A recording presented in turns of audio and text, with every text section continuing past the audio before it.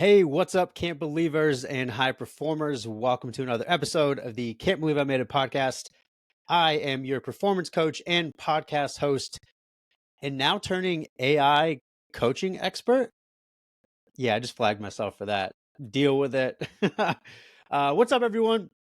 Welcome back to part 4 of our series.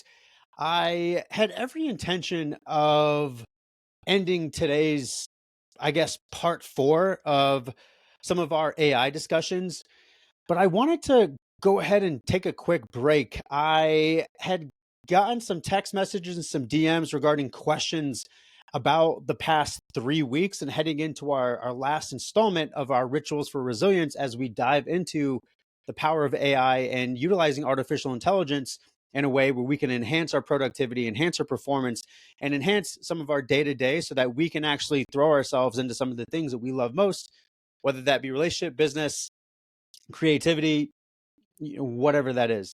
So I had some questions come up and actually reached out to some of our listeners because I just wanted a well-rounded at 10 questions. I had a total of 7. So I reached out to some of you and I was like, hey, I know you've been listening. Any questions that come up for you? So for those of you that were able to share, mad props to you. And those of you that organically shared, thank you for that. We're into season 8 and I have always wanted to do an actual Q&A episode because to me, what that means is that there's engagement. And so, for any of you that have friends out there that are diving into their creative endeavor, listen, your engagement, your questions, all of those things are idea builds for those people. They're content pieces. They give us something to talk about. Okay, so for today's episode, I wanted to go ahead and take a break. So this will still be part 4, but this will be our AI Q&A segment. The overall plan for me is I'm going to go ahead and set the timer for 15 minutes. I'm going to try not to go over that and answer some of these questions because some of them are great. Like I said, some of you who organically reached out and asked these questions, mad respect to you. You gave me a content piece. And the other 3 additional that I actually reached out to personally, I was like, hey, I need a friend favor. Can you please, you've been listening. Do you have any questions that kind of came up? So we're kind of ranging in between like, hey, what are some of the basics? Are there privacy issues with what we're sharing with AI? What's the fate of the coaches in the future? So all of that stuff we're going to go ahead and dive into. So let's go ahead and dive into question number 1. All right, so the whole topic here is understanding AI in sports and fitness. So the question came up and it was like, hey, many people hear artificial intelligence and they think of robots or they think of some type of crazy science fiction. From someone like myself who doesn't really know AI, how does AI specifically benefit athletes and fitness enthusiasts in practical everyday terms? Which I think this is such a valid question because if we look at the broad spectrum of what AI can do, number 1, the goal here is to enhance our human capability, not to replace it. So, just like I had said in our past episodes, there are some limitations here. You actually do have to apply the information that you're gathering. It's the same thing that when you go out and Google, you can get the information, it's readily available. What most people need is the application. Now, while AI can do some really fantastic things from the standpoint of helping you to garner some awareness around your mental performance, some of your limiting beliefs, some of the things that keep you stuck, and it can boost that awareness. It can provide you with actionable steps, but you actually have to go out and execute those. Okay, so if we're talking about just sports and fitness, primarily what we're looking at is really just creating a system for you to analyze the data and analyze your habits and your rituals. And that's what I think is really helpful. So again, AI is meant to enhance human capability. It's not meant to replace it. So that's something that we need to get really, really solid with. Now, if you're someone who is trying to understand what that role is, we talked about this in part 1 and part 2, but spend a week tracking your workouts. Spend a week tracking your dietary intake. Ask AI some of those questions based off of some of the food journals that you have, based off some of the workouts. Because if you engage AI in a way where you're having a conversation in the same way that you might do with me, it can provide you with actionable steps and information. But the goal here is to enhance your human capability. And the only way to do that is literally to go out and take that action. So, really great question. Thank you so much. So, this is kind of a play on the first question. I kind of addressed this because obviously I read these questions beforehand, but the implementation piece has come up. So, if someone's new to using AI tools in their training and recovery, where do you recommend they start? like what's an entry level AI tool or app that I can use? I'm just getting into AI. So we talked about the use of Chat GPT. Right now, it's running Chat GPT-4, which is a play on, I believe it was 3.5. This is super important to understand because there's a ton of AI tools out there. A lot of experts are going to be telling you, like, hey, if you're only using Chat GPT, you're sleeping. Listen, you have to start from somewhere. In the same way that if someone is coming into one of our programs, if they work with one of our strength coaches, or if they're coming into our program and I'm assessing their sleep, I'm assessing their nutrition, their mental performance, their mental wellness, I'm giving them very foundational things to be like, hey, here's what a balanced plate might look like. Show me that you can execute this for breakfast, lunch, and dinner. Hey, here's what a sample active type of day looks like. Here's a step goal. Show me that you can do this at least 80% of the week. So we're always trying to like create some sort of solid foundation. And it's no different here because we do want to make sure that as you're using tools, these are tools that are one, easy to understand, two, can help enhance your human capability, and three, are going to keep you coming back. Now, there's some apps out there that I think a lot of us have already used. I know MyFitnessPal is starting to pilot the use of Passio, which is an image type of AI or system that is going to take a scan of the picture of the plate that you use and then shoot out parameters of what it might think your macronutrient profile is and your micronutrient profile. It's a system right now that is still being fine-tuned, and that's what's important to note. I think one of the first or second times that I did it, I was actually at a client's house. We were doing an in-person, and we scanned one of the. I want to say that she created some muffins, and she's like, "Let's see if this works." And what got spit back was completely different than what it actually is. Now, for me, I kind of made the joke yesterday with some friends here locally. My wife and I have our different our different strengths, and when my daughter and son start to go through higher levels of grades and math comes up, I'm not the person to come to. If it's writing or science, like I'll be there, like I'll be able to assist you. But if it's math, I'm no good unless I'm calculating a 20% tip because of the crazy amount of years that I spent in the bar industry of understanding what it is to be in that type of industry. The other thing is if I'm calculating calories based off of what your plate has. Those are just skills that I've learned over time, and so I'm able to actually do that type of computation in my brain. Like those are the only two things that I could do math wise. So AI is still learning that. Now, again, at the lowest level, I feel like ChatGPT is a fantastic tool that you can just start having conversations. And I know it sounds crazy for me to tell you, hey, have conversations with artificial intelligence, but listen, I'm encouraging you to go be a doer. And because AI is not going away, it's only going to grow, and it's only going to lead trends and how we optimize our human capability. I just don't want you falling behind. So really great question. Now, this other question came up, and I think this might be something for a season 9. I'm still trying to think about what that might look like. But the topic of ethics and data privacy came up. So the question is, with AI tools tracking so much data, how can users ensure their personal and health information is safe? Listen, I think, especially with ChatGPT, I think it does a really fantastic job of helping you to understand some of its limitations.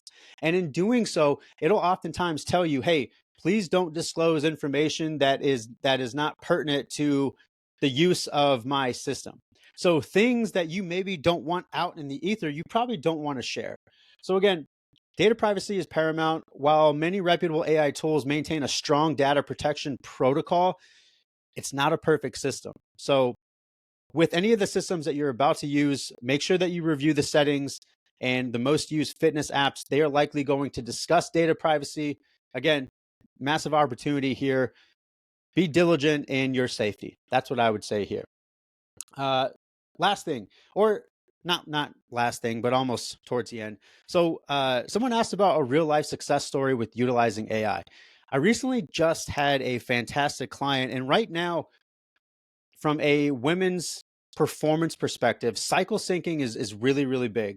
And so what we did is we actually utilized AI in a way of like, hey, build me what a plan might look like. And then we started testing out those parameters, which I think is incredibly helpful because not only did it provide us with an overall kind of global plan of what it might look like to cycle sync as you go through the different cycles that most women do, but it also offered some actionable tips that we could start testing out. But the magic of the application here was the testing out feature. And that's what I think is incredibly important to note here, because as we're trying to get really good with the application piece, the human touch here is going to be incremental, because that's where we could have conversations and make small little switches.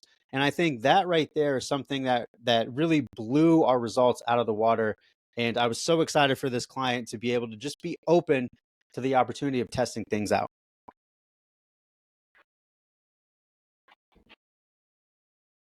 All right. Sorry, I had to close the door over here. Next question. Adapting AI tools to different fitness levels. This is a really fantastic topic, because again, what I had talked about in the actual, episodes 1 through 3 is noticing your own limitations and noticing how you can optimize where you are at currently. So here's a question. So if I'm looking at just starting out, whether it be my fitness or nutrition, how adaptable are these AI tools? Can a complete beginner benefit as much as a seasoned athlete or a seasoned vet who has already been working on some of these systems for the past couple years? The answer is yes, it can be adaptable. However, again, going at the lowest level of what you can use here with Chat GPT, it is going to provide you with insights and actionables based off of your inputs. So the output is extremely relative to the type of input that you provided, which I think is incredibly metaphorical to life, right? Because if you're able to put create a method of inputs where, let's just look at your habits. You're sleeping really well, your sleep regularity is on point, you're active almost every day, you're eating well most of the time, you're not skipping meals, you're eating nutrient dense foods, you're handling stress in a really authentic way, you're finding ways to optimize your mental performance. The input of navigating those things, the output or the result of what you're going to find over time is going to be positive. And it's really no different here. So the input that you provide, the conversations that you provide to your artificial intelligence type tool is going to help you in the long run. So I think it's extremely relative to the type of input in regards to the output that you receive. So what about over reliance of AI? Again, AI is a really sexy thing. So the question is there a risk of becoming too reliant on AI for different types of training or recovery, like you focused on in episode 1 or part 1?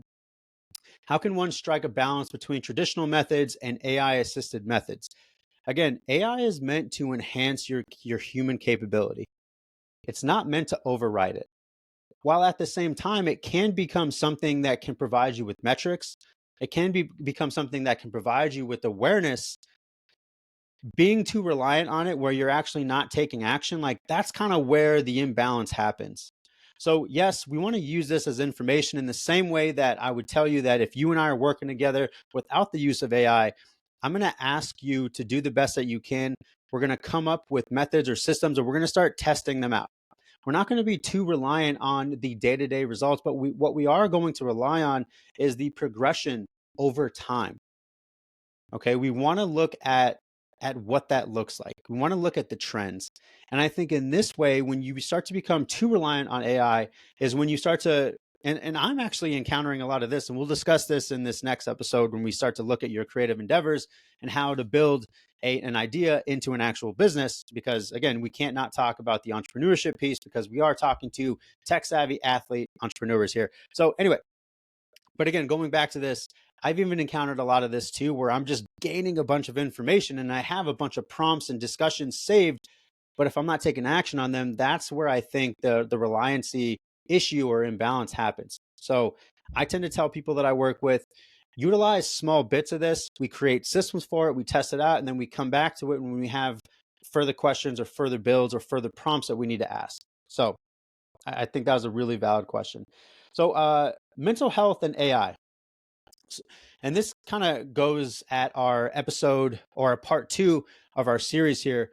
But in regards to mental health and AI, with the tools like Breath or MindDoc, how do you see the future of mental health evolving with the integration of AI? We talked a little bit about this in part 2, but what I think is really special about this is that I find, at least in my experience and what I'm finding just in observation, it'll be interesting to see diving into the research a little bit as AI continues to grow.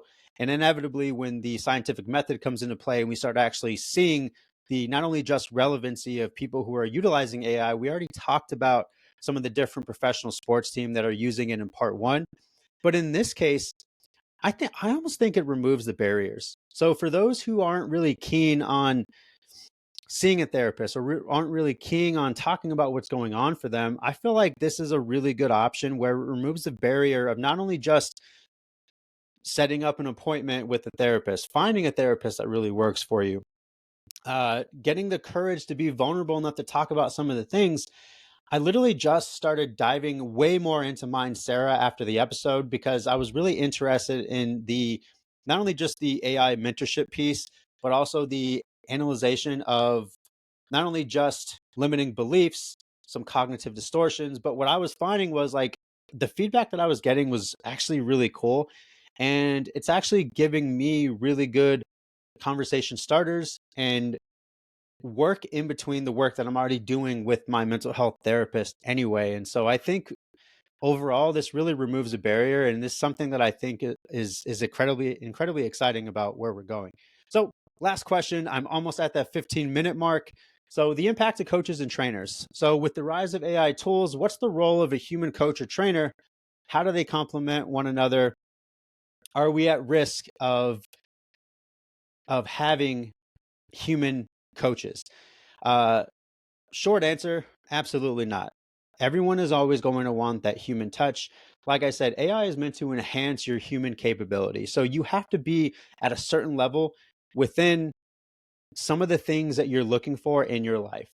Now, if you're someone who's a bit more seasoned on the fitness side, if you're someone who's a bit more seasoned on the nutrition, the sleep, your creative endeavors, AI can be a fantastic tool. And at the same time, if you're someone who's really just starting out, just like I have been saying over the past 3 episodes, I'm not going to discuss the utilization of AI or any sort of chatbots in the first 6 months. Like, I just want to make sure from a coaching perspective that you know exactly what you're working on.